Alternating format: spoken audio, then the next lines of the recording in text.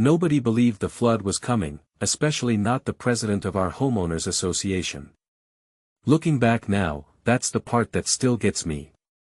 It wasn't like the warnings were hidden or buried somewhere on the internet.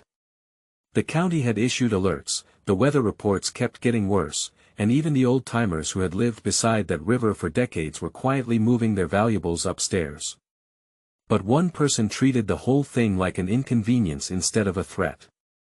Her name was Linda Parker, and as HOA president, she acted like enforcing neighborhood appearances mattered more than keeping people safe. Bro, when I first heard someone laugh at a flood warning, I honestly thought it had to be exaggerated. Then I watched it unfold with my own eyes. I tried to warn everyone anyway. 2 days later, rescue boats were floating past the exact houses she'd insisted would be perfectly fine. And by then, the neighborhood wasn't arguing about landscaping rules anymore. It was fighting to survive. My name is Ethan Carter, and until all of this happened, I had lived in Willow Creek Estates for just over 6 years. It was one of those neighborhoods that looked perfect from the outside.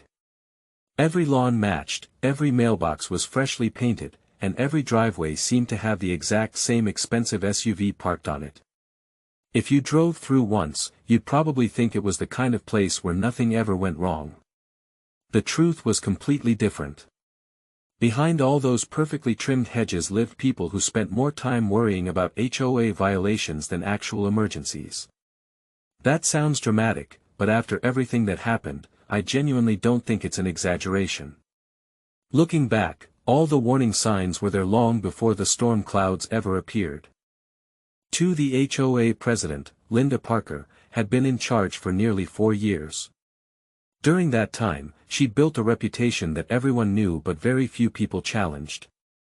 She loved rules, loved meetings, loved sending violation letters, and somehow always found time to patrol the neighborhood as if she were inspecting military property. If someone's trash can stayed outside 20 minutes too long, there would be a notice. If someone's grass grew half an inch above regulation after a rainy weekend, another notice. Christmas decorations left up a day late. You guessed it, another fine. The strange part wasn't that she enforced the rules. It was that she treated every tiny issue like it was a personal victory. That's exactly how some people operate in real life. They confuse authority with importance, and eventually they stop seeing the people they're supposed to serve. I mostly stayed out of her way because I worked as a civil engineer specializing in drainage systems. Ironically, my job involved studying water flow, flood control, and stormwater management. It wasn't glamorous work, but it meant I spent a lot of time reading weather models, examining elevation maps, and understanding exactly how fast a bad storm could become a disaster. That's why the forecast immediately caught my attention. Meteorologists weren't talking about a normal thunderstorm anymore. Every updated report increased the projected rainfall totals. The County Emergency Management Office issued flood advisories earlier than usual. Local news stations began interviewing officials who openly admitted that low-lying neighborhoods could experience historic flooding if the rainfall continued.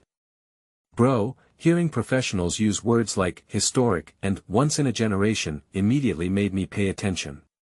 One evening after work, I drove along the small river bordering our subdivision. The water was already noticeably higher than normal even before the heaviest rain had arrived. 3 tree branches floated downstream at an unusual speed, and the current looked stronger than I'd ever seen. I parked for a few minutes and compared what I was seeing to historical flood maps on my phone. My stomach sank almost immediately. Willow Creek Estates wasn't directly beside the river, but the neighborhood's drainage ponds all connected through underground channels that eventually emptied into it. If the river backed up, those drainage systems could fail. Water wouldn't simply stay near the riverbank. It would spread into streets that had never flooded before.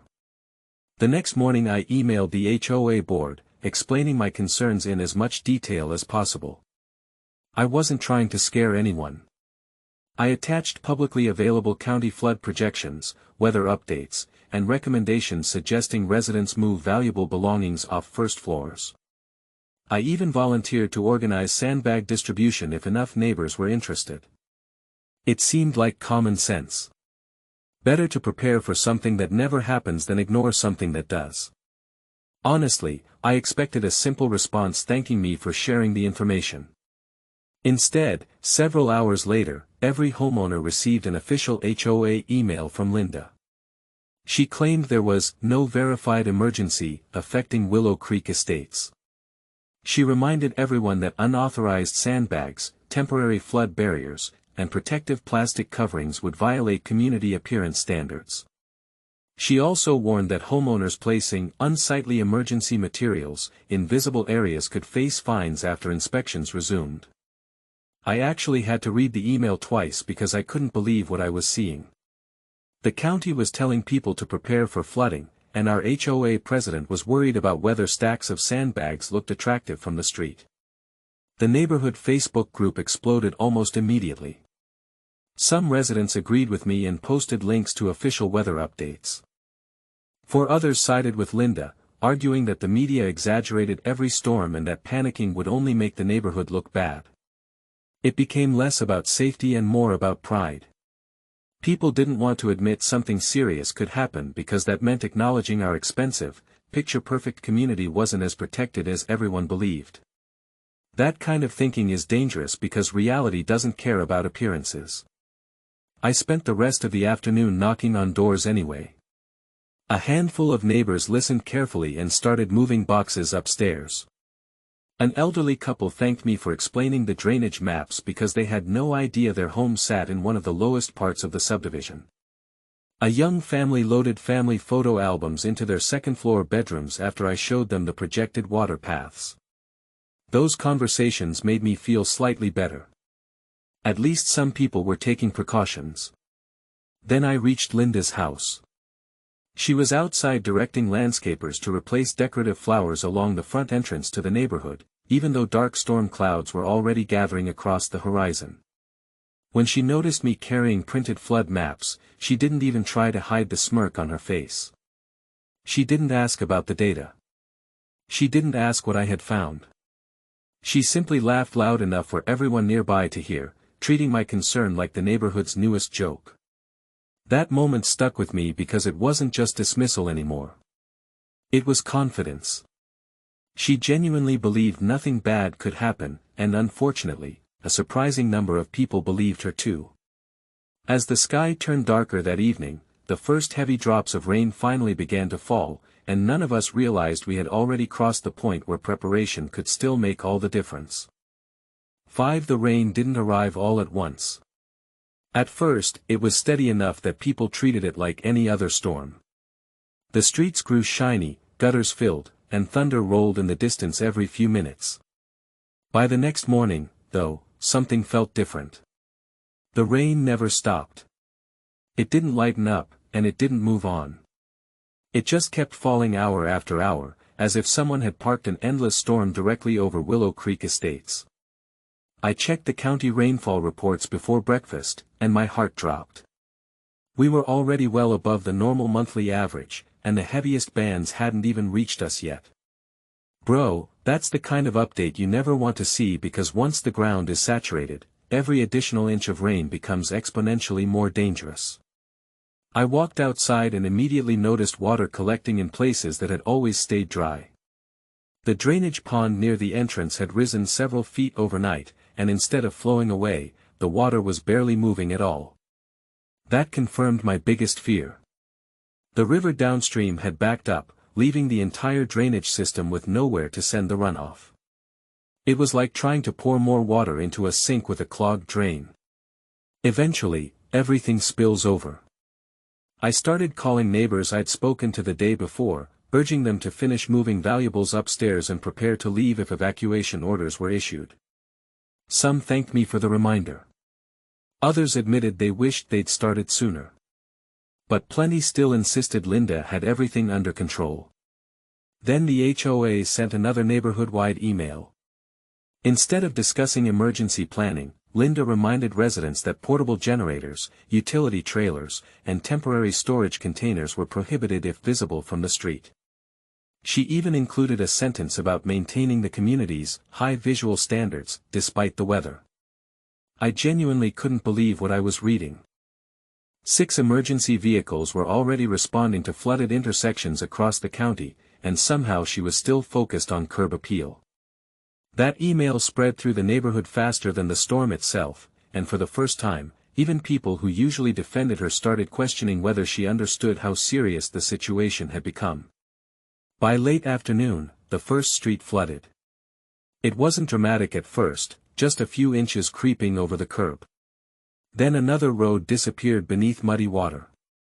Mailboxes reflected off the rising surface, and parked cars suddenly looked much lower than they had that morning. The sound of rain mixed with distant emergency sirens until it became impossible to tell where one ended and the other began.